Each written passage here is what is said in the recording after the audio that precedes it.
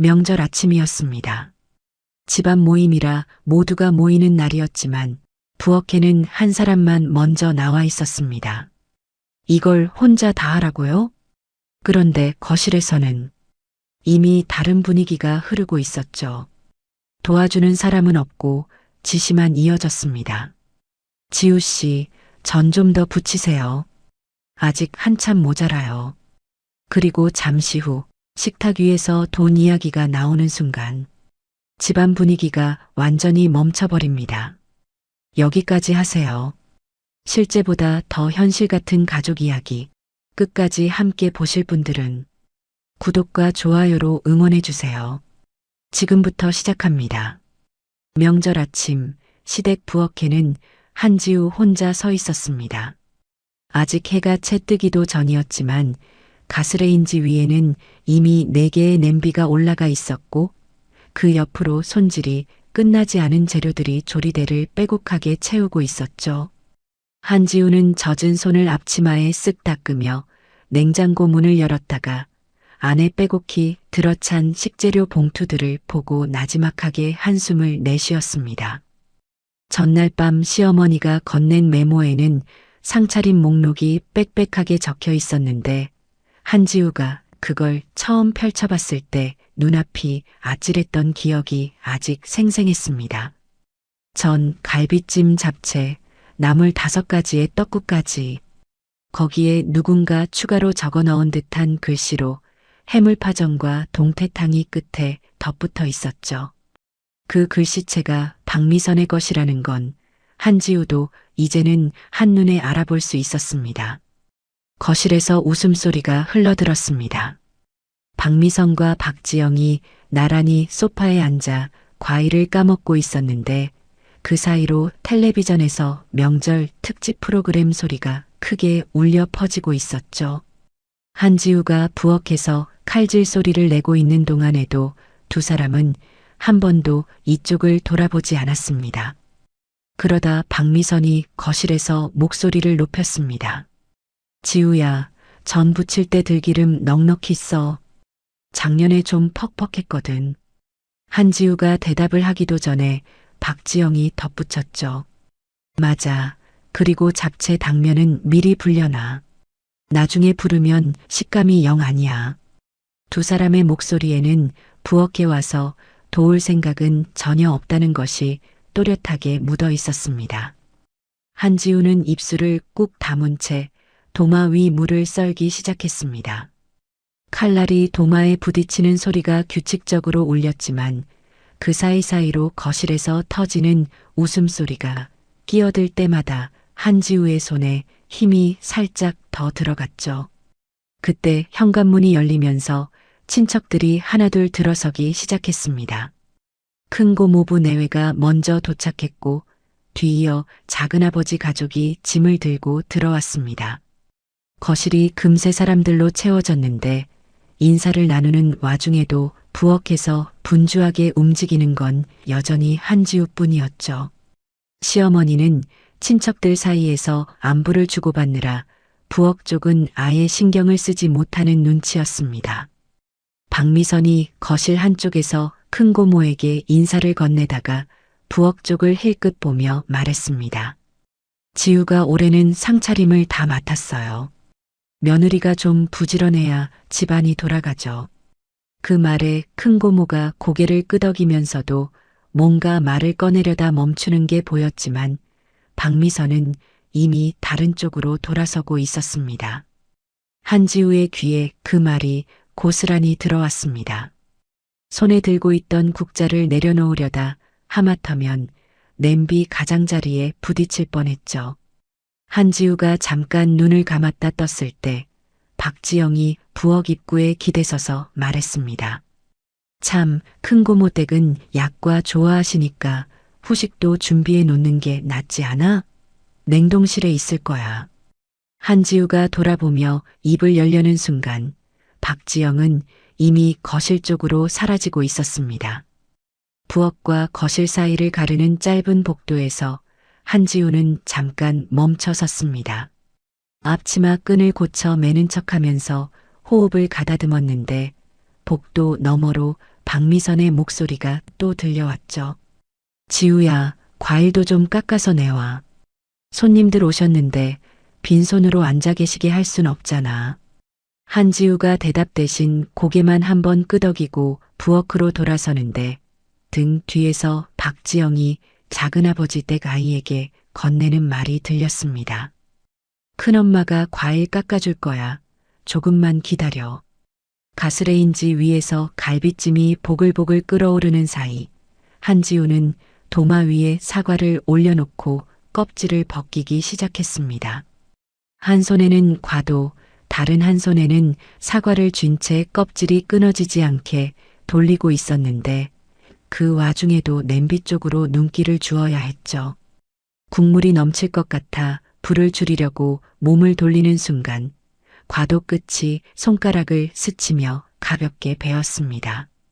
한지우는 소리를 내지 않았습니다. 흐르는 물에 손을 대충 씻고는 아무 일 없다는 듯 다시 과일 접시를 들었죠. 그 접시를 거실로 가져갔을 때였습니다. 친척들이 둘러앉은 자리 한가운데서 박미선이 한지우를 보며 말했습니다. 거기 앉지 말고 부엌 가서 떡국 먼저 올려. 사람들 배고프잖아.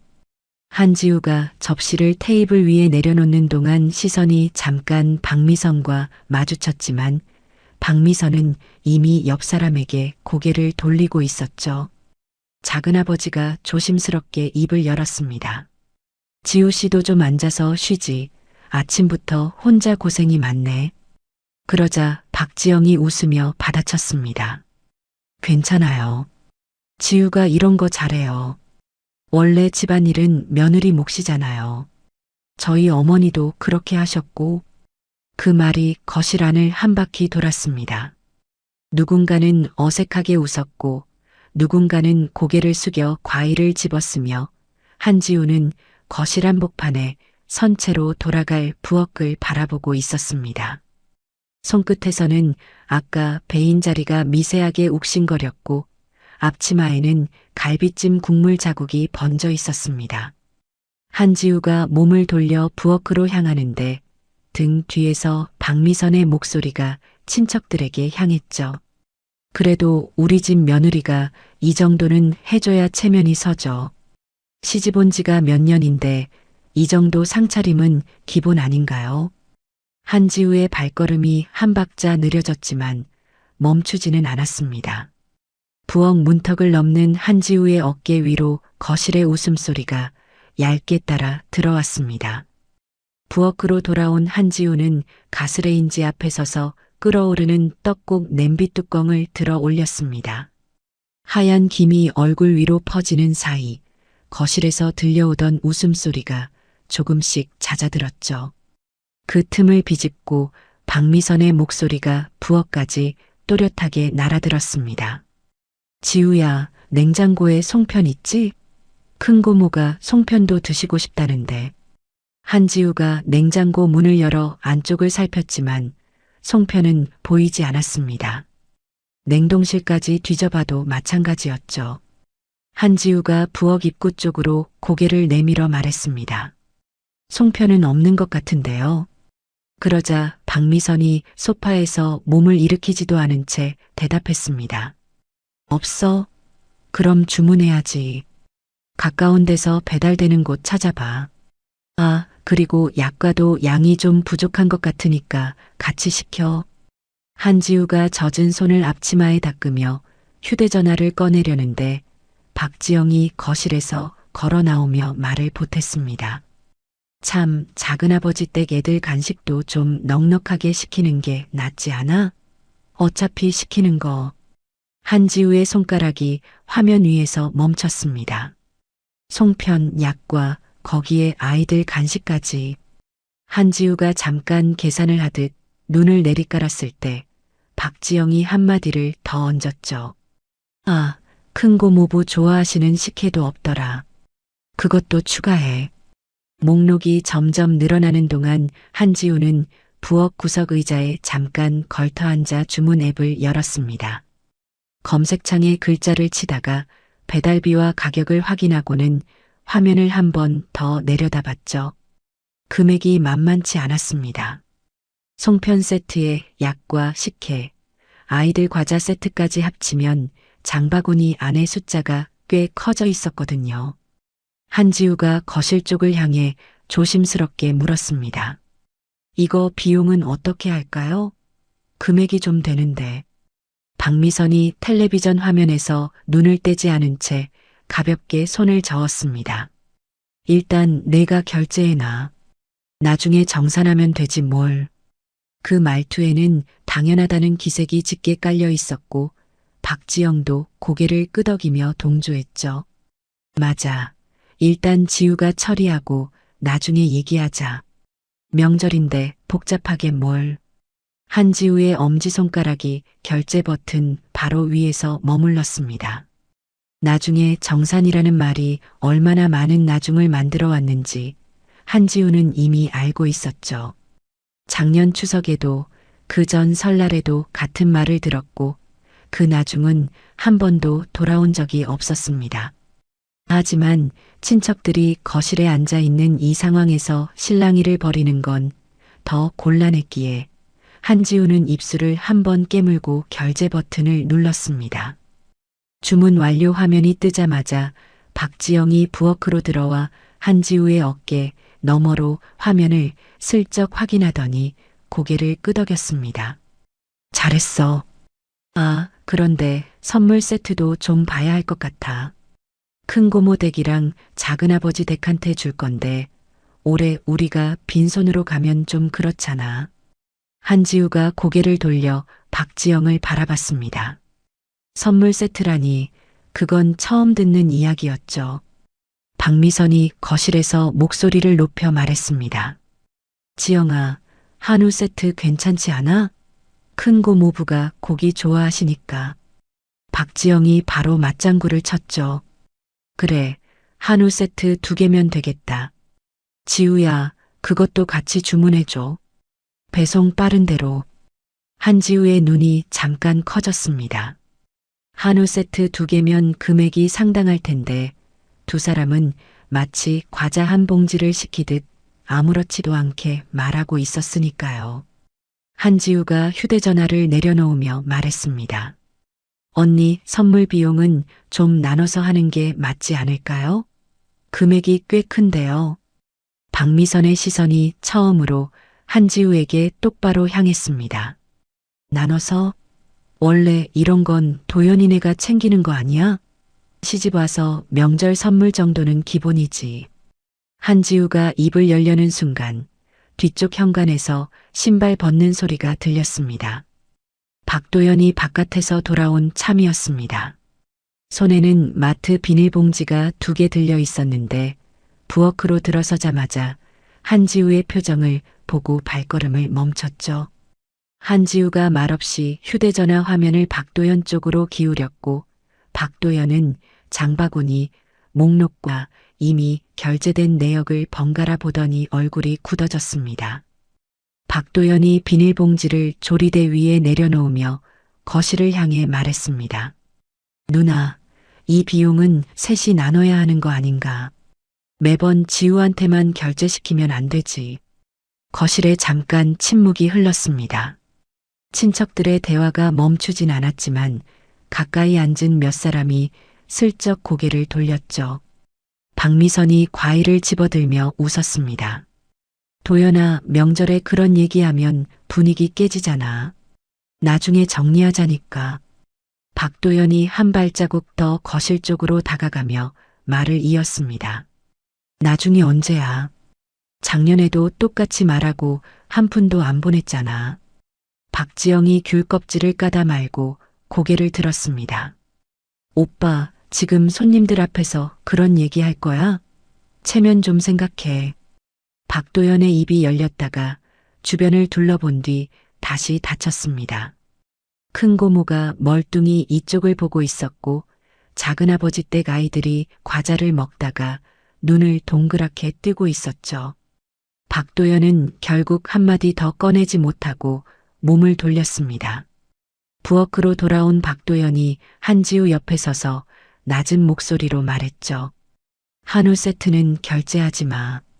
한지우가 고개를 끄덕이며 휴대전화를 앞치마 주머니에 넣었지만 거실에서는 이미 박미선이 큰 고모에게 웃으며 말하고 있었습니다.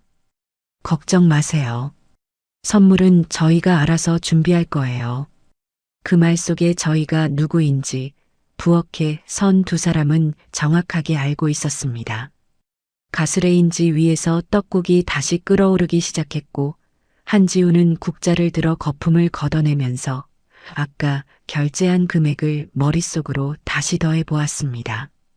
박도연은 조리대에 등을 기대고 서서 거실 쪽을 바라보고 있었는데 그 시선 끝에는 소파에서 아무 일 없다는 듯 웃고 있는 박미선의 옆모습이 걸려 있었습니다.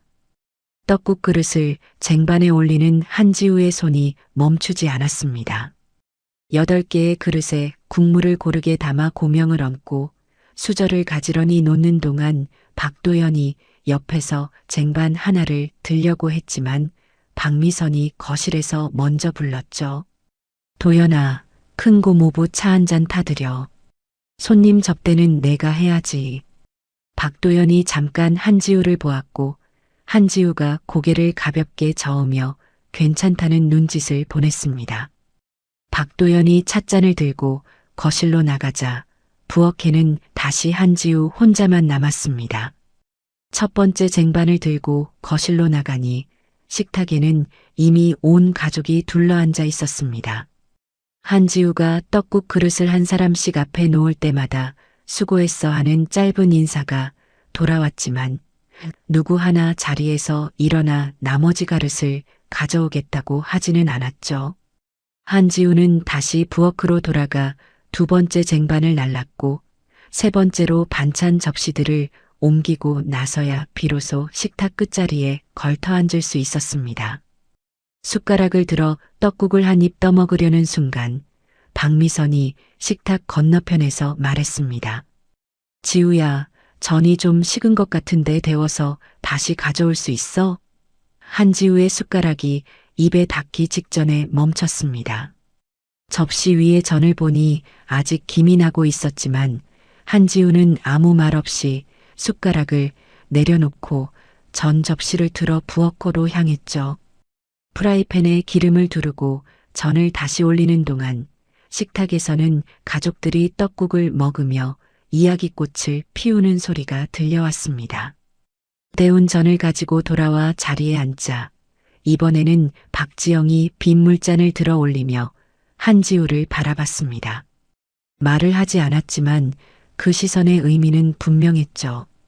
한지우가 자리에서 일어나 냉장고에서 물병을 가져와 박지영의 잔을 채우고 돌아오는 길에 다른 사람들 잔도 확인하며 한 바퀴를 돌았습니다. 자리에 앉았을 때 한지우의 떡국은 이미 미지근하게 식어 있었습니다. 큰 고모가 갈비찜을 집으며 입을 열었습니다. 지우 씨가 음식 솜씨가 좋네. 갈비가 아주 부드러워. 한지우가 고개를 숙이며 짧게 감사 인사를 건넸는데 그 말을 받은 건 박미선이었죠. 그렇죠? 제가 레시피를 알려줬거든요. 양념 비율이 중요한데 지우가 그래도 시키면 잘 따라해요. 한지우의 젓가락이 반찬 위에서 잠깐 허공을 맴돌았지만 이내 나물을 집어 입으로 가져갔습니다.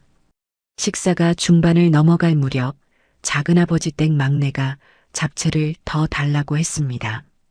접시가 비어 있었죠. 한지우가 일어서려는데 박도연이 먼저 의자를 밀며 말했습니다. 내가 가져올게. 그러자 박지영이 젓가락을 놓으며 말했습니다. 오빠가 왜 그런 걸 해? 지우가 하면 되지. 박도연이 멈칫하는 사이 한지우가 이미 자리에서 일어나 부엌으로 가고 있었습니다. 남은 잡채를 접시에 옮겨 담는 한지우의 등 뒤로 식탁의 웅성거림이 잠깐 잦아들었다가 다시 이어지는 게 느껴졌죠. 잡채 접시를 내려놓고 앉으려는 한지우에게 박미선이 또 말을 건넸습니다. 국물이 좀 부족한데 떡국 한 냄비 더 끓일 수 있어? 한지우가 식탁 위를 훑어보았습니다. 아직 국물이 남은 그릇이 절반이었지만 큰 고모부가 국물을 좋아하는 건 사실이었죠. 한지우가 대답 대신 고개를 끄덕이고 일어서려는 순간 박도연이 낮은 목소리로 끼어들었습니다. 누나, 지우가 아직 밥도 제대로 못 먹었어. 식탁 위에 짧은 정적이 내려앉았습니다. 큰 고모가 한지우의 그릇을 힐끗 보았는데 떡국은 거의 손대지 않은 채 그대로였죠. 작은아버지 부인도 시선을 돌렸다가 어색하게 물잔을 들어 올렸습니다. 그 침묵을 깬 건 박지영이었습니다. 박지영이 물을 한 모금 마시더니 식탁 위에 잔을 내려놓으며 말했죠. 오빠, 그게 뭐가 이상해. 며느리는 원래 이 역할이야. 엄마도 그랬고 큰댁 형수님도 다 이렇게 했어. 우리 집만 그런 거 아니야. 박지영의 목소리는 크지 않았지만 또렷했고 그 말이 식탁 위를 가로지르는 동안 한지우는 자신의 숟가락을 내려다보고 있었습니다. 큰 고모가 입을 열려다 멈추었고 작은아버지는 갈비찜을 씹는 척하며 시선을 접시 위에 고정했죠. 박도연의 턱에 힘이 들어간 게 보였지만 친척들이 빙 둘러앉은 이 자리에서 더 밀어붙이기는 쉽지 않았습니다. 한지우가 조용히 자리에서 일어났습니다. 떡국 그릇을 식탁 위에 그대로 둔 채 부엌으로 걸어갔죠. 냄비를 꺼내고 물을 올리는 한지우의 움직임에는 이제 아침의 분주함 대신 무언가 닫혀가는 듯한 조용함이 깔려 있었습니다. 가스 불꽃이 켜지는 소리가 부엌 안을 채우는 동안 한지우는 물이 끓기를 기다리며 조리대 모서리를 양손으로 짚고 서 있었습니다. 거실에서는 식사가 계속되고 있었지만 아까와는 분위기가 달라져 있었습니다. 큰 고모가 떡국을 먹다 말고 박미선에게 나지막이 무언가를 물었는데 박미선이 웃으며 손을 내저었죠. 작은아버지 부인은 아이에게 먹을 것을 챙겨주는 척하면서 자꾸 부엌 쪽을 흘겨보았습니다. 박도연은 숟가락을 놓은 채 식탁 위 한 점을 응시하고 있었고 박지영은 아무렇지도 않다는 듯 젓가락으로 나물을 집어 올렸습니다. 부엌에서 물이 끓기 시작하면서 뚜껑이 달그락거렸습니다. 한지우가 떡을 넣고 국간장 뚜껑을 따면서 식탁 쪽에서 자신의 이름이 한 번도 불리지 않기를 바라고 있었습니다. 하지만 떡이 물 위로 떠오를 즈음 박미선의 목소리가 부엌 문 너머로 또 한 번 흘러들어왔죠. 지우야, 다 되면 국그릇 좀 미리 데워서 가져와. 찬그릇에 담으면 금방 식거든. 한지우의 손이 국자 위에서 멈추었다가 천천히 찬장 쪽으로 향했습니다. 데워놓은 국그릇에 떡국을 담아 거실로 가져왔을 때 식탁 위 풍경은 이미 식사에서 차 한 잔의 분위기로 넘어가 있었습니다. 빈 그릇들이 이리저리 밀려나 있었고 과일 접시가 가운데 놓여 있었죠. 한지우가 큰 고모부 앞에 떡국을 올려놓자 큰 고모부가 고맙다며 고개를 끄덕였지만 한지우의 시선은 이미 어지러운 식탁 위 빈 접시들을 훑고 있었습니다. 치워야 할 그릇이 10개가 넘었죠. 한지우가 빈 그릇을 포개어 들기 시작했을 때 박미선이 커피잔을 손에 감싼 채 입을 열었습니다. 아, 참. 이번 명절 비용 정리 좀 해야 하지 않아? 그 한마디에 식탁 주변의 대화가 살짝 느려졌습니다. 박지영이 고개를 끄덕이며 받았죠. 맞아. 이번에 꽤 들었을 텐데. 음식 재료비에 선물 세트까지. 한지우의 손이 접시 위에서 멈추었습니다. 포개어 든 그릇을 내려놓지도 부엌으로 가지도 못한 채 서 있는데 박미선이 한지우를 올려다보며 말했습니다. 지우야, 너 아까 주문한 것들이랑 재료비 전부 얼마나 나왔어? 한번 정리해봐. 한지우가 그릇을 식탁 가장자리에 조심스럽게 내려놓고 앞치마 주머니에서 휴대전화를 꺼냈습니다. 결제 내역을 열어보니 아침에 주문한 송편과 약과 간식과 식혜, 거기에 전날장을 본 재료비까지 합산된 숫자가 화면에 떠올랐죠. 한지우가 금액을 읽으려는 순간 박미선이 먼저 손을 내저었습니다. 아, 됐어. 세세한 건 나중에 보고. 일단 전체 명절 비용 얼마쯤 되는지 오늘 쓴 거 포함해서 총액만 말해봐. 한지우가 잠깐 계산을 하듯 화면을 스크롤하더니 입을 열었습니다.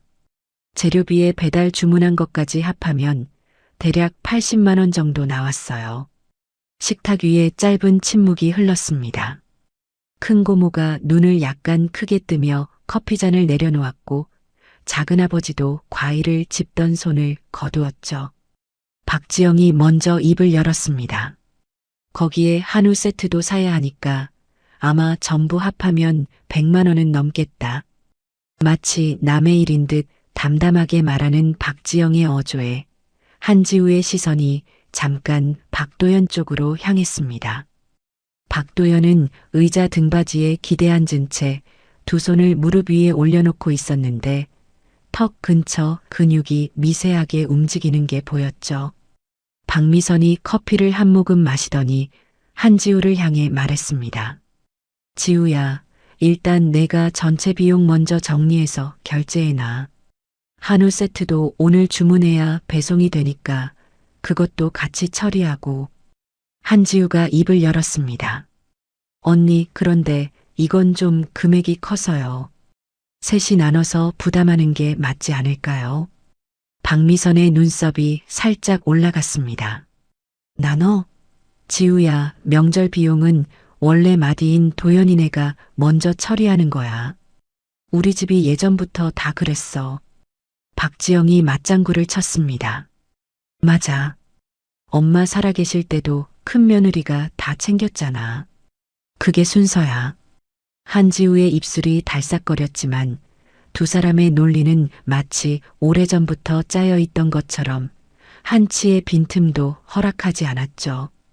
큰 고모가 민망한 듯 커피잔을 들어 올렸다가 다시 내려놓았고 작은아버지 부인은 아이의 머리를 쓸어넘기는 척하며 고개를 돌렸습니다. 그때 박도연이 등을 의자에서 떼며 몸을 앞으로 기울였습니다. 누나. 박미선이 커피잔 너머로 박도연을 보았죠. 박도연이 식탁 위에 두 손을 나란히 올려놓으며 말했습니다. 이번 비용은 지우한테 먼저 결제시키는 거 안 할 거야.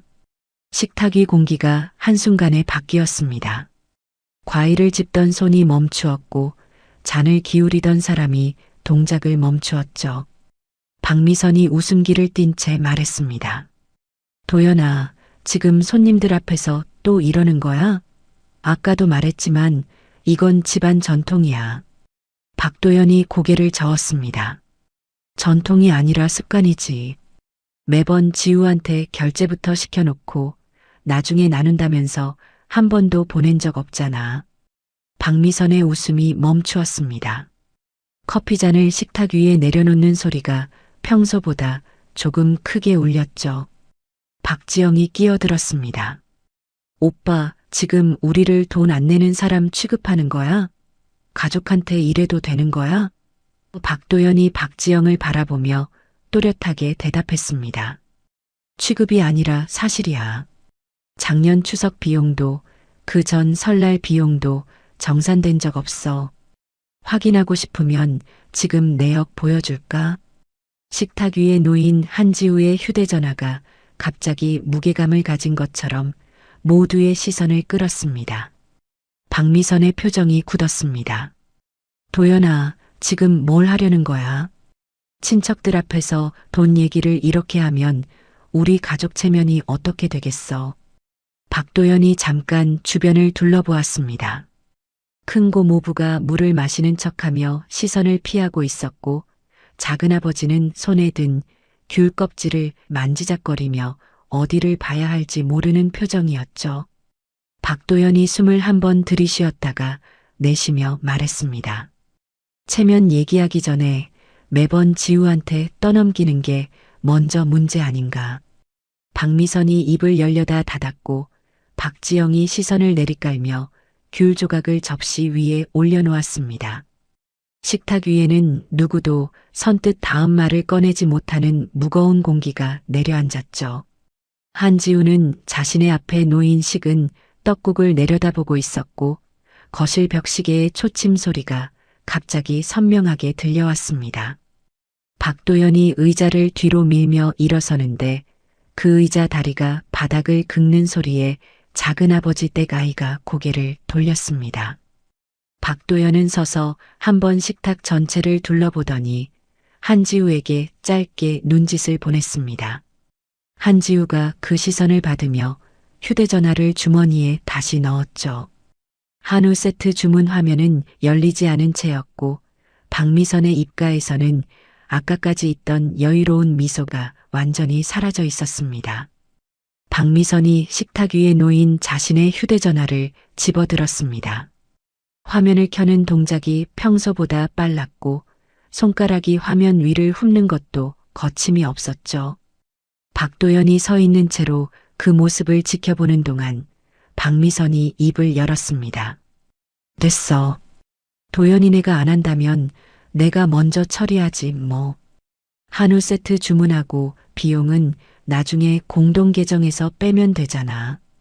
박미선의 손가락이 주문 앱을 열고 한우 세트 2개를 장바구니에 담았습니다. 결제 수단을 선택하는 화면에서 공동 지출 계정에 연결된 카드를 눌렀죠. 확인 버튼을 누르자 화면이 잠깐 돌아가더니 붉은 글씨가 떠올랐습니다. 결제가 승인되지 않았다는 안내 문구였죠. 박미선이 미간을 찌푸리며 한 번 더 버튼을 눌렀지만 결과는 같았습니다. 화면 위에 같은 붉은 글씨가 다시 나타났고 박미선의 손가락이 화면 위에서 멈추었습니다. 뭐야 이거. 박미선이 중얼거리듯 말하며 결제 수단을 바꿔보았습니다. 공동 계정에 등록된 다른 카드를 선택했지만 이번에도 승인 실패 메시지가 돌아왔죠. 박미선의 얼굴에 당혹스러운 기색이 스쳤습니다. 식탁에 앉은 사람들 중 몇이 박미선의 표정 변화를 눈치채고 슬쩍 시선을 보냈지만 박미선은 화면에서 눈을 떼지 않은 채 손가락을 계속 움직였습니다. 박지영이 자리에서 몸을 기울이며 물었습니다. 언니, 왜 그래? 안 돼? 박미선이 대답 대신 고개를 한번 갸웃거리더니 주문 앱을 닫고 은행 앱을 열었죠. 공동 계정 잔액을 확인하려는 듯 로그인 화면을 지나 계좌 정보로 들어갔는데 화면을 본 박미선의 손이 완전히 멈추었습니다. 계좌는 존재했지만 출금과 이체 권한이 비활성화되어 있었죠. 박미선이 화면을 박지영에게 돌려 보여주었습니다. 박지영의 눈이 커지더니 휴대전화를 가져와 직접 확인했죠. 자기 앱에서도 같은 계좌에 접속해 보았지만 결과는 동일했습니다. 출금 버튼을 누르면 권한이 없다는 안내만 반복될 뿐이었죠. 박지영이 자신의 휴대전화를 식탁 위에 내려놓으며 언니를 바라보았고 두 사람 사이에 말없는 시선이 오갔습니다. 박미선이 이번에는 직접 송금을 시도했습니다. 공동 계정에서 자신의 개인 계좌로 금액을 옮겨보려는 것이었죠. 금액을 입력하고 이체 버튼을 누르자 화면에는 이체 권한이 제한되었다는 메시지가 떴습니다. 박미선이 숫자를 바꿔 소액으로 다시 시도했지만 금액의 문제가 아니었습니다. 어떤 금액을 넣어도 같은 화면만 반복되었죠. 거실이 조용해지기 시작했습니다. 아까까지 간간히 이어지던 친척들의 잡담이 하나둘 멎었고 텔레비전 소리만 거실 한쪽에서 흘러나오고 있었죠. 큰 고모가 커피잔을 내려놓으며 박미선과 박지영을 번갈아 보았고 작은아버지는 팔짱을 낀 채 시선을 식탁 위 어딘가에 두고 있었습니다. 아이들조차 어른들의 분위기를 느낀 듯 과자를 먹던 손을 멈추고 조용해졌죠. 박지영이 박도연을 돌아보며 물었습니다. 오빠, 공동 계정 왜 이래? 뭐가 잘못된 거 아니야? 박도연은 서 있던 자리에서 움직이지 않았습니다. 두 손을 바지 주머니에 넣은 채 박지영의 질문을 받았지만 바로 대답하지 않았죠. 그 침묵이 3초, 5초, 10초로 이어지면서 거실 안의 시선이 하나씩 박도연에게로 모여들었습니다. 박미선이 휴대전화를 식탁 위에 탁 내려놓으며 목소리를 높였습니다. 도연아, 이거 내가 뭔가 한 거야? 박도연의 표정은 놀라지도 당황하지도 않은 채 그대로였죠. 한지우가 부엌 입구에 서서 그 장면을 보고 있었는데 한지우의 시선이 박도연의 얼굴에서 잠깐 멈추었습니다. 박도연의 눈에는 한지우가 이제까지 본 적 없는 종류의 고요함이 깔려 있었죠. 박지영이 의자에서 몸을 일으키며 다그쳤습니다.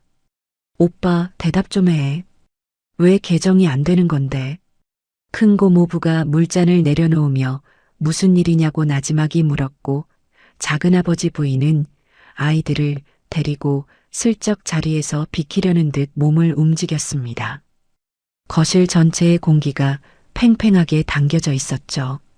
박도연이 주머니에서 손을 빼며 천천히 숨을 들이쉬었습니다. 그리고 식탁 위에 놓인 박미선의 휴대전화와 박지영의 휴대전화를 한번 내려다보았죠. 두 대의 화면 모두 꺼져 있었지만 방금 전까지 거기에 떠있던 붉은 글씨의 잔상이 아직 거실 안에 남아있는 것 같았습니다. 박도연이 입을 열려는 순간 모든 시선이 동시에 박도연의 입 위에 모였습니다. 벽식의 초침 소리가 다시 한번 거실을 가로질렀고 박미선의 손가락이 식탁 위에서 한번 움찔거렸습니다. 한지우는 부엌 문틀을 잡은 채 서 있었는데 손가락 끝에 힘이 들어가면서 문틀 모서리에 차가운 감촉이 또렷하게 느껴졌죠. 박도연이 시선을 식탁 위에서 들어올려 박미선을 똑바로 바라보았습니다. 거실 안에 남아있던 마지막 잡음마저 사라지고 박도연의 숨소리만이 그 자리를 채우고 있었습니다. 박도연이 입을 열었습니다. 내가 막았어. 짧은 한마디였지만 거실 안의 공기가 한꺼번에 얼어붙었죠. 박미선의 눈이 천천히 커졌고 박지영은 일어서다 만자세로 멈추었습니다. 큰 고모가 커피잔을 잡은 손에 힘이 들어간 게 보였고 작은아버지는 팔짱을 풀며 박도연을 올려다보았죠. 박미선이 먼저 반응했습니다. 막았다니 뭘 막았다는 거야? 목소리가 낮아진 만큼 오히려 날이 서 있었죠. 박도연이 식탁 쪽으로 한 걸음 다가서며 대답했습니다. 공동지출 개정? 출금이랑 자동결제 권한 전부 내가 정지시켜뒀어. 박미선의 입이 벌어졌다가 닫혔습니다. 박지영이 먼저 소리를 높였죠. 오빠가? 왜? 그건 가족 공동 계정이잖아. 오빠 혼자 마음대로 그럴 수 있는 거야? 박도연이 고개를 끄덕였습니다. 계정 명의자가 나니까 권한 변경은 내가 할 수 있어. 그리고 혼자 마음대로 한 게 아니야. 박도연이 잠깐 뒤를 돌아보았습니다. 부엌 문틀에 서 있던 한지우와 시선이 마주쳤고 한지우가 살짝 고개를 끄덕이는 것을 확인한 뒤 다시 식탁을 향해 돌아섰죠. 지우랑 상의해서 결정한 거야. 박미선의 얼굴에 붉은 기가 번지기 시작했습니다. 상해? 며느리랑 상의해서 가족 돈줄을 끊었다고? 도연아, 지금 제정신이야? 목소리가 올라가자 큰 고모부가 손을 들어 진정하라는 제스처를 보냈지만 박미선은 거기에 눈길도 주지 않았죠. 박도연이 감정을 누르듯 한 박자 쉬고 나서 다시 말을 이었습니다. 누나, 이게 처음이 아니잖아. 박도연이 바지 뒷주머니에서 접힌 종이 한 장을 꺼냈습니다. 접힌 자국이 여러 번 눌려 있는 걸 보면 한동안 가지고 다닌 듯 했죠.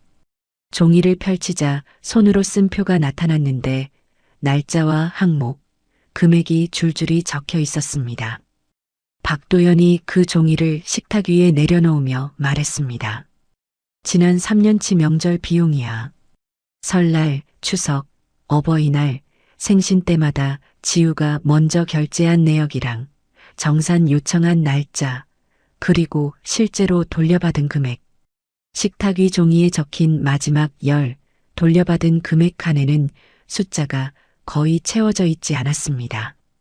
대부분이 비어 있었고 간혹 적힌 숫자도 원래 금액의 10분의 1에도 못 미치는 것들이었죠. 큰 고모가 자기도 모르게 몸을 앞으로 기울여 종이를 들여다보았고 작은 아버지의 눈길도 그 종이 위에 머물렀습니다. 박미선이 종이를 힐끗 보더니 고개를 돌리며 말했습니다. 그게 뭐 어때서? 가족끼리 그런 것까지 일일이 적어 놓은 거야? 장부라도 만든 거냐? 하지만 목소리에서 아까의 기세가 한 톤 내려간 게 느껴졌죠. 박지영은 종이를 아예 쳐다보지 않으려는 듯 시선을 텔레비전 쪽으로 돌리고 있었습니다. 박도연이 종이 위 한 줄을 손가락으로 짚으며 말했습니다. 작년 추석, 재료비, 선물 세트, 외식비 포함해서 120만 원 넘게 나왔어. 누나한테 나눠달라고 연락했더니 읽고 답장 안 했지. 손가락이 다음 줄로 내려갔죠. 그전 설날, 갈비 세트에 과일 바구니, 떡 주문까지 합해서 90만 원. 지영이한테 3분의 1 보내달라고 했더니 다음에 한꺼번에 정산하자고 했고 그 다음은 없었어. 거실에 앉은 사람들의 시선이 하나씩 박미선과 박지영에게로 옮겨갔습니다. 큰 고모가 입술을 꾹 다문 채 박미선을 바라보았고 큰 고모부는 물잔만 만지작거리며 눈을 내리깔았죠. 작은아버지 부인이 아이 손을 잡고 조용히 자리에서 일어나 방 쪽으로 이동하는 게 보였습니다. 그 움직임이 오히려 거실의 정적을 더 또렷하게 만들었죠. 박미선이 손바닥으로 식탁을 가볍게 쳤습니다. 도연아, 지금 친척들 앞에서 날 망신 주려고 이러는 거야? 내가 동생 돈 떼먹은 사람이 됐네, 지금. 목소리가 떨리는 게 분노인지 수치심인지 구분이 되지 않았죠. 박도연이 고개를 저으며 대답했습니다. 망신 주려는 게 아니야. 이 자리에서 말하는 건 이게 누나랑 나만의 문제가 아니기 때문이야. 매번 지우한테 전체 비용을 먼저 치르게 하고 돌려주지 않은 건 사실이잖아. 박지영이 의자를 밀며 벌떡 일어섰습니다. 오빠, 그러니까 이걸 언제부터 준비한 거야? 계정 차단하고 내역 정리하고 이거 완전 계획적인 거잖아. 박도연이 박지영을 바라보며 담담하게 대답했습니다. 그래, 준비했어. 말로 해서 안 되니까. 박지영의 입이 열렸다가 할 말을 찾지 못한 듯 다시 닫혔죠. 큰 고모가 참지 못하고 나지막하게 입을 열었습니다. 미선아, 이건 좀 아닌 것 같다. 매번 지우 씨한테만 비용을 맡겼으면 정리는 해줬어야지. 큰 고모의 말에 박미선의 고개가 큰 고모 쪽으로 돌아갔습니다. 뭔가 반박하려는 듯 입을 열었지만 큰 고모의 시선이 단호해서인지 말이 이어지지 않았죠. 작은아버지도 고개를 끄덕이며 한마디를 보탰습니다. 비용 문제는 확실히 하는 게 맞아. 도연이 말이 틀린 건 아닌 것 같은데. 박미선의 시선이 식탁 위를 한 바퀴 돌았습니다. 아까까지 자신의 편이었거나 적어도 침묵으로 동조해주던 사람들이 이제는 하나둘 시선을 돌리고 있었죠. 박지영도 서 있던 자리에서 움직이지 못한 채 식탁 위에 놓인 종이를 외면하려 하면서도 자꾸 눈길이 가는 듯 고개를 살짝 돌렸다 되돌리기를 반복하고 있었습니다. 한지우는 부엌 문틀에 기대선 채 그 광경을 지켜보고 있었습니다. 종이 위에 적힌 금액들 하나하나가 자신의 시간이었고 새벽부터 장을 보고 요리하고 설거지하던 명절의 무게였죠. 하지만 한지우의 얼굴에는 통쾌함 같은 것은 없었습니다. 그저 오래 참았던 숨을 내쉬듯 입술이 살짝 벌어졌다가 다시 다물어졌을 뿐이었죠. 식탁 위에 놓인 종이 한 장이 거실 한가운데를 차지한 채 아무도 그것을 치우려 하지 않았습니다. 침묵이 길어지자 박미선이 먼저 움직였습니다. 식탁 위에 놓인 종이를 손끝으로 밀어내듯 옆으로 치우더니 등을 곧게 세우며 박도연을 올려다보았죠. 도연아, 이야기는 알겠으니까 계정 다시 풀어. 지금 친척들 앞에서 이런 식으로 하면 안 되는 거 알잖아. 목소리에서 아까의 당혹감이 빠지고 그 자리에 익숙한 언니로서의 압박이 들어차 있었습니다. 체면이라는 게 있어. 이건 집안에서 조용히 처리할 일이지 여기서 할 일이 아니야. 박도연은 대답하지 않았습니다. 박미선이 말을 이었죠. 엄마가 살아계셨으면 뭐라고 하셨겠어. 형제끼리 돈 문제로 이렇게 하는 거 엄마가 가장 싫어하셨던 거잖아. 그 말에 거실 공기가 다시 한번 흔들렸습니다. 큰 고모가 고개를 숙였고 작은아버지의 시선도 잠깐 흔들렸죠. 박미선은 그 반응을 확인한 듯 목소리를 한 톤 더 높였습니다. 가족이잖아, 도연아. 가족끼리 이렇게까지 해야 해? 박지영이 박미선 옆에 서며 힘을 보탰습니다. 맞아, 오빠. 지금 이러면 앞으로 명절 때 어떻게 얼굴 보고 만나. 계정 풀고 이 얘기는 나중에 셋이서 하자. 두 사람이 나란히 서서 박도연을 바라보는 모습은 마치 이 상황의 주도권을 다시 가져오려는 것처럼 보였습니다.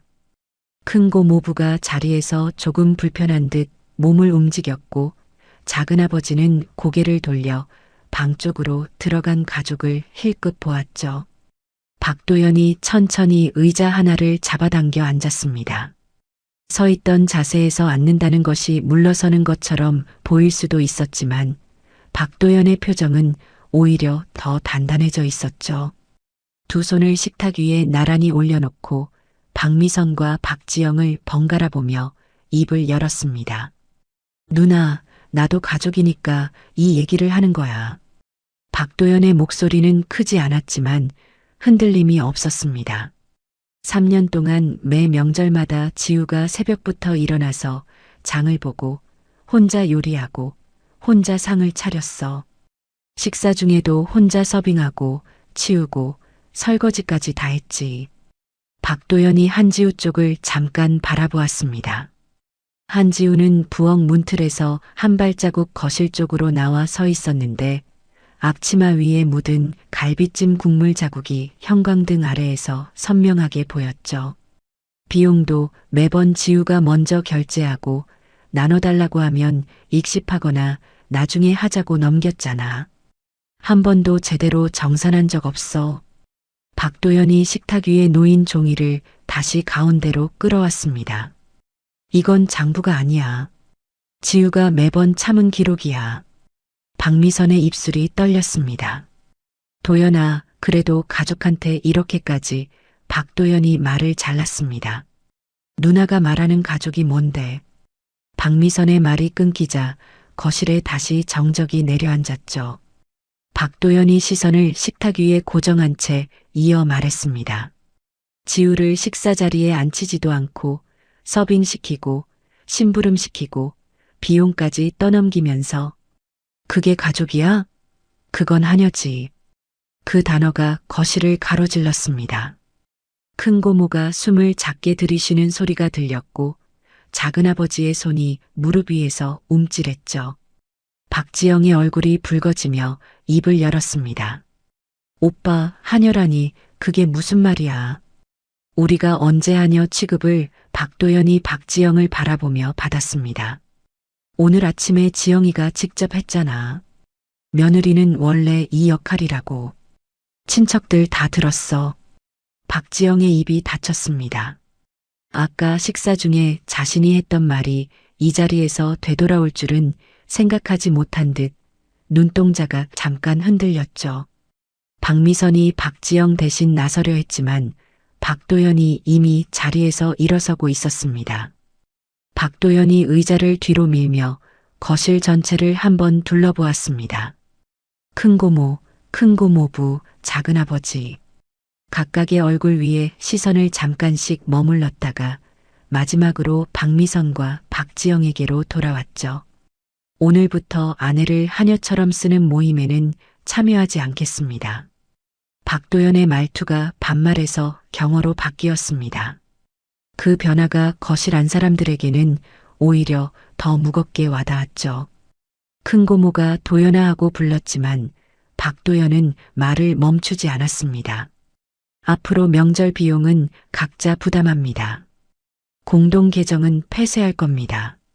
생활비도 명절비도 선물비도 저희와 누나들 사이에 공유하는 항목은 더 이상 없습니다. 박미선이 한 발짝 다가서며 목소리를 낮추었습니다. 도연아, 지금 흥분해서 그러는 거잖아. 진정하고 다시 생각해봐. 이렇게 하면 진짜 남이 되는 거야. 박도연이 박미선의 눈을 똑바로 보며 대답했습니다. 누나, 지우한테 한 것들 남한테도 안 그래. 박미선의 얼굴에서 마지막 남은 여유가 사라졌습니다. 입술을 꽉 다문 채 박도연을 노려보았지만 어떤 말도 나오지 않았죠. 박지영은 시선을 바닥으로 떨어뜨린 채 양손을 주먹 쥐고 있었습니다. 거실에 남은 친척들은 누구 하나 끼어들지 못했고 텔레비전에서만 명절 특집 노래가 어울리지 않게 흘러나오고 있었죠. 박도연이 한지우에게 걸어갔습니다. 한지우의 앞에 서서 한 손을 내밀었고 한지우가 그 손을 바라보다가 천천히 앞치마끈에 올려두었던 손을 내려 박도연의 손 위에 올렸죠. 박도연이 한지우의 손을 가만히 쥐며 고개를 한번 끄덕였습니다. 한지우의 눈가에 미세하게 물기가 번졌지만 고개를 숙이지는 않았습니다. 거실을 향한 채 서 있는 두 사람의 등 뒤로 부엌 가스레인지 위에서 꺼지지 않은 불꽃이 작게 흔들리고 있었습니다. 박도연이 한지우의 손을 잡은 채 부엌 쪽으로 돌아섰습니다. 한지우가 가스레인지 위에 남아있던 불을 끄고 앞치마 끈을 풀어 조리대 위에 올려놓았죠. 접힌 앞치마 위로 갈비찜 국물 자국과 전기름 얼룩이 하루치 노동처럼 남아있었지만 한지우는 그것을 더 이상 돌아보지 않았습니다. 박도연이 현관 쪽 신발장에서 한지우의 구두를 먼저 꺼내 가지런히 놓았고 한지우가 부엌에서 가방 하나만 들고 나오는 동안 거실에서는 아무도 입을 열지 못했습니다. 한지우가 구두를 신으며 잠깐 거실 쪽을 돌아보았습니다. 식탁 위에는 치우지 못한 그릇들이 그대로 남아 있었고 아까 박도연이 내려놓은 종이 한 장이 반찬 접시 사이에 끼어 있었죠. 큰 고모가 한지우와 눈이 마주쳤지만 한지우는 고개만 가볍게 숙여 인사를 대신했습니다.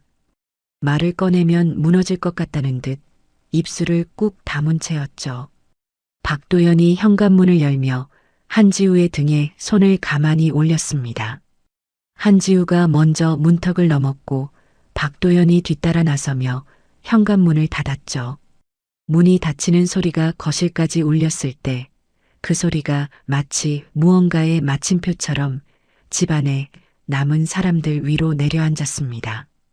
현관문이 닫히고 3초쯤 지났을까 박미선이 먼저 의자를 끌어당기며 주저앉았습니다. 식탁 위 종이를 집어들었다가 안에 숫자들을 보는 둥마는 둥 다시 내려놓았죠. 박지영은 서 있던 자리에서 움직이지 못한 채 현관문 쪽을 바라보고 있었는데 돌아올 거라고 생각하는 것인지 아닌지 알 수 없는 표정이었습니다. 큰 고모가 먼저 입을 열었습니다. 미선아. 한마디였지만 그 안에 담긴 무게가 상당했죠. 박미선이 고개를 들어 큰 고모를 보았을 때 큰 고모의 얼굴에는 실망이 또렷하게 서려 있었습니다. 이건 내가 좀 심했어. 며느리한테 비용을 저렇게 떠넘기면 어떡하니? 3년이면 적은 돈이 아닐 거 아니야. 박미선이 입술을 깨물었습니다. 고모, 그건 제가 일부러 그런 게 아니라 큰 고모가 손을 들어 말을 잘랐죠. 일부러가 아니면 뭐야? 결제는 시켜놓고 정산을 안 했으면 그게 뭐가 달라. 큰 고모부가 옆에서 고개를 끄덕이며 조용히 거들었습니다. 미선이 도연이가 왜 저렇게까지 했겠어? 한두 번 얘기해서 안 되니까 그런 거잖아. 박지영이 그제야 자리에 앉으며 끼어들었습니다. 그래도 오빠가 너무 심하지 않았어요? 가족한테 공개적으로 저러면 작은아버지가 처음으로 목소리를 높였죠. 지영아, 너도 좀 생각해봐. 아까 식사 때 며느리한테 했던 말이 밖에서 들으면 어떻게 들리겠어? 며느리는 원래 이 역할이라고 했지? 그게 체면 있는 말이야? 박지영의 얼굴이 빨갛게 달아올랐습니다. 반박하려고 입을 열었다가 주변의 시선을 확인하고는 입을 다물었죠. 작은아버지 부인이 아이들을 데리고 방에서 나오며 우리 이만 가볼게요 하고 조용히 인사를 건넸는데 그 목소리에는 더 이상 이 자리에 있고 싶지 않다는 뜻이 분명했습니다. 작은아버지 가족이 현관으로 나가자 큰 고모부도 자리에서 일어났습니다. 우리도 가야겠다. 큰 고모가 외투를 챙기며 박미선을 한 번 더 바라보았죠. 미선아, 도연이한테 먼저 연락해. 내가 언니잖아. 하지만 박미선은 고개를 숙인 채 대답하지 않았고 큰 고모는 한숨을 삼키며 현관으로 향했습니다. 큰 고모 내외가 나가고 현관문이 다시 닫히자 시댁 거실에는 박미선과 박지영 둘만 남았습니다. 식탁 위에는 치워지지 않은 그릇들과 식은 반찬 접시들이 널려 있었고 한쪽에는 종이 한 장이 그대로 놓여 있었죠. 그 종이 위에 적힌 숫자들이 형광등 불빛 아래에서 또렷하게 올려다보고 있었습니다. 박지영이 먼저 종이를 집어들었습니다. 한 줄 한 줄 읽어 내려가는 동안 박지영의 표정이 조금씩 변해갔죠. 읽다 말고 종이를 식탁 위에 도로 내려놓으며 입을 열었습니다. 언니, 이거 진짜 다 맞는 거야? 박미선이 대답 대신 고개를 돌렸고 그 침묵이 대답이 되었습니다. 박지영이 의자 등받이에 기대며 천장을 올려다보았죠. 우리가 좀 심했나? 박미선이 입술을 깨물다 말고 식탁 위 그릇 하나를 집어들었습니다. 부엌으로 가져가려는 듯 일어서다가 포개진 그릇의 무게에 손이 떨리는 게 보였죠. 혼자서 이 식탁을 치워야 한다는 사실이 처음으로 실감이 나는 것 같았습니다. 아침부터 이 그릇들을 채우고 나르고 치운 사람이 누구였는지 빈 거실이 말없이 알려주고 있었죠. 박미선이 그릇을 도로 내려놓으며 중얼거렸습니다. 한우 세트는 어떻게? 박지영이 고개를 들며 받았죠. 언니가 사야지. 아니면 내가 반 낼까? 두 사람이 처음으로 비용 분담을 이야기하고 있었지만 그 말을 들어줄 사람은 이미 이 집에 없었습니다. 그날 저녁 가족 단체 채팅방에 아무런 메시지도 올라오지 않았습니다. 다음 날에도 그 다음 날에도 마찬가지였죠. 일주일이 지나고 박미선이 단체방에 올린 사진 한 장의 읽음 표시는 떴지만 박도연의 답장은 끝내 돌아오지 않았습니다. 한 달쯤 뒤 새 단체방이 하나 만들어졌는데 그 방의 인원은 이전보다 2명이 적었죠. 박도연과 한지우의 이름은 어디에도 없었습니다. 명절이 한 번 더 돌아왔을 때 박미선과 박지영은 처음으로 둘이서 장을 보고 음식을 준비했습니다. 부엌에 나란히 서서 전을 부치는 동안 가스레인지 옆에는 접힌 앞치마 하나가 놓여 있었죠. 누구의 것인지 모를 그 앞치마 위로 묵은 갈비찜 자국이 빛발에 희미하게 남아 있었습니다. 오늘의 이야기는 여기까지입니다. 말하지 못했던 마음과 늦었지만 지켜낸 선택이 누군가에게는 작은 위로가 되길 바랍니다. 끝까지 시청해 주셔서 감사합니다.